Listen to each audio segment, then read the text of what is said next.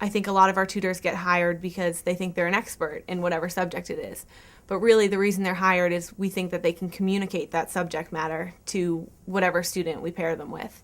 And that's what I really learned, how to work with anyone, and whether I like them, whether I don't like them, whatever their style is, I've really had to adapt. And I think that that's what the tutor program started grooming in me, is how to work with different people, how to understand what I might be delivering and what they're not understanding, how to communicate better, and how to get the results we need. I was a kid who got things quickly. I was that annoying kid who always had their hand raised. And what tutoring kind of brought to me was there's a lot of people that hands aren't raising right away, and it's not because they don't feel like paying attention. It's because they don't get what the teacher is saying.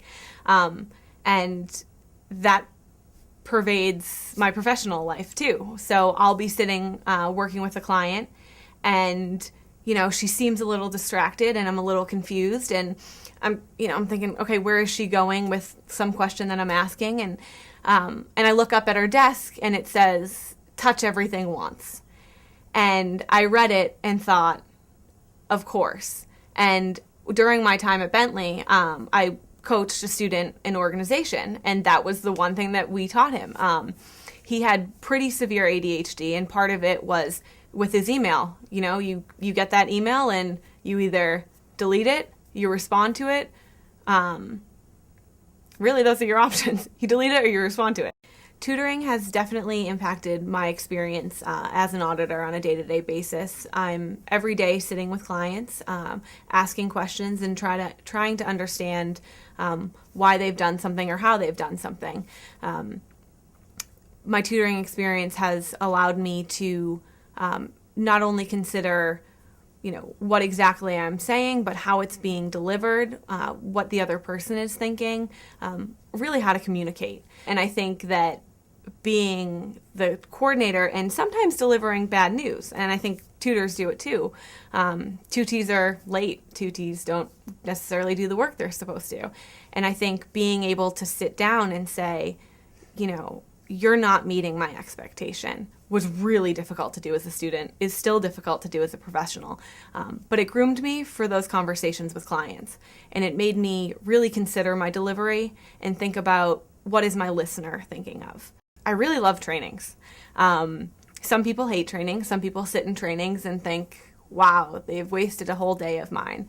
But I look at trainings as cool. I'm being offered everything, so much that I can learn. And so I love delivering trainings. I love trainings to be interactive, to really get those people that might be sitting there thinking I'm not going to get anything out of this and really get something out of it. I had an experience at Grant Thornton where we were doing a women's leadership forum. And so we were delivering a training, and part of the piece was, I think I had like a 1-hour training to do, and then I was doing all the facilitation between segments and just, the handouts, that kind of thing. And it was amazing how comfortable I was in front of 40 people. And I got comments after, like, you looked like you were comfortable.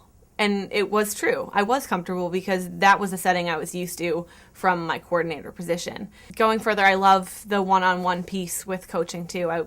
Someday I wonder if I'll be an executive coach. I think that would be a really cool thing, to be able to help someone who is already so successful figure out how to get even better.